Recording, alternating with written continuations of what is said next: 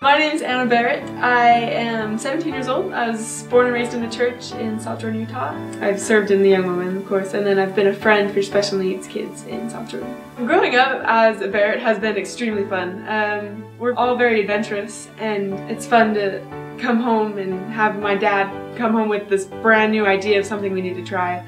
I'm really close with my sisters. So growing up, I didn't ever notice Megan was really different. There's about 10 years in between us, and so I didn't notice any obvious signs. As we got older and Megan returned home from her mission, I was about 12 or 13 at the time. I distinctly remember having a conversation with Madeline in our basement and getting ready for bed, and we were wondering why she didn't really want to be more of our friend, or that she kind of was distant, and she was going to college, but she was living at home at the time, and Madeline has a really special bond with Megan. And I flippantly said something like, "Oh, I bet she's gay." And Madeline was like, "Oh, no, of course not. How? No, Megan's not gay." And we didn't know anything, because of course we were young, but that kind of put it in both of our minds. I came home one day, and our whole family was sitting on the couch, and I noticed some of our eyes were red, and was wondering what happened, and all of a sudden Mom turns to Megan and says, "Well, do you want to tell her?"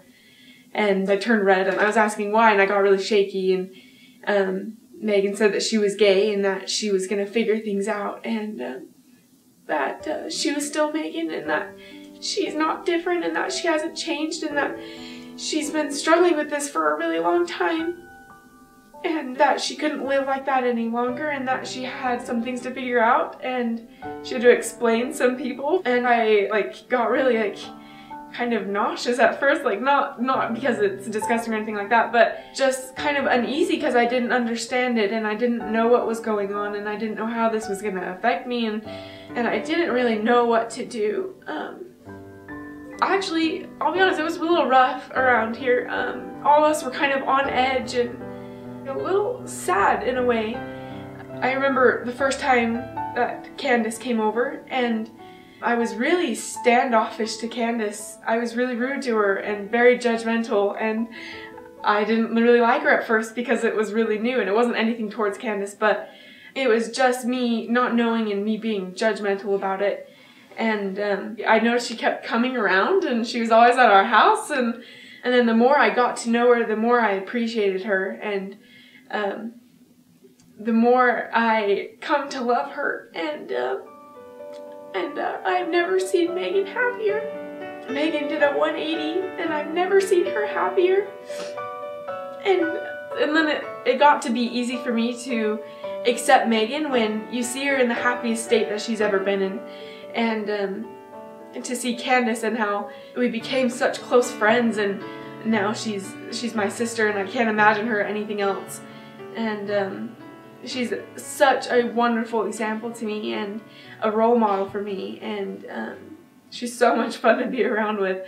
So then during Christmas time, Megan had mentioned something to us about getting engaged, and I remember being so happy for them. We were all so happy for them. They planned a wedding, which meant they announced we got to go to New York, and I've never been to New York, and it was so much fun. And I realized it shouldn't be like that we kick Megan out and we are left in like this depressing state. It shouldn't ever be like that. And then the next Christmas, we opened up a package, and I figured out I was going to be an aunt, and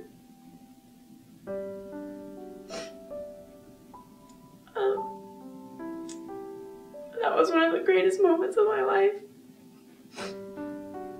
I counted down weeks for Candice's pregnancy, and every time she came over, we'd pull up the app and see where she is in her pregnancy and be so excited. And the first time I felt Quinn kick, and when I heard her heartbeat and figuring out her gender and hearing the name and all this stuff was so overwhelming and so fun and exciting. And when I smile at Quinn, she smiles back. There's nothing like that.